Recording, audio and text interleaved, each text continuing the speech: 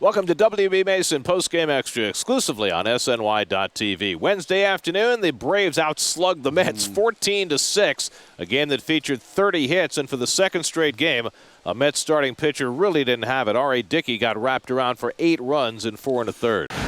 It's disheartening because when I started the game, the knuckleball I had, I thought we have a good chance of doing something kind of neat today, and it just didn't keep rolling that way. And perhaps I need to maybe rethink my strategy when there's some wetter conditions, and maybe there's some things to learn from. It's just not a pitch that you've got to have a grip on it, and in the constant rain, it was really hard for him to throw it. It's like throwing water balloons. Imagine a wet water balloon.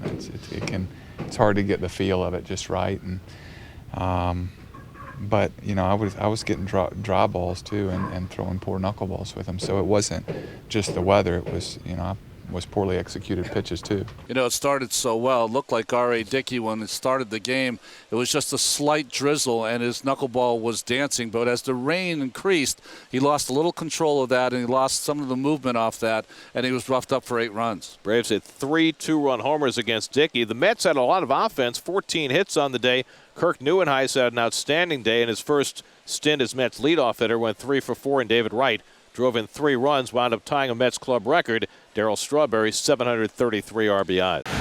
Well, he's swinging very, very good, and we're very happy for him. Again, David came in to spring training bound and determined to have a big year, and certainly he's off to a great start. And it's fun to watch him play. I mean, he's got.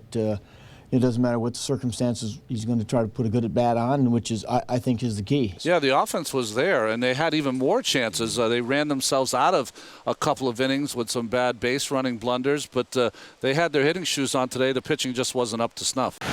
We had to get some guys in there that really haven't pitched very much lately, and it didn't matter who we threw out there today. It seemed like balls were being hit all over the ballpark. But it was really good that some of those guys got some work. So the Braves take 2 out of 3 in the series. Mets settle for a 3-3 road trip, and now they go home to play the Giants starting on Friday night. Start of a 4-game series. John Neese against Barry Zito on Friday night at Citi Field. 6:30 the coverage for Pepsi Max pregame live on SNY. That'll do it for WB Mason Postgame Extra. Be sure to join us after every game for exclusive coverage on SNY.TV.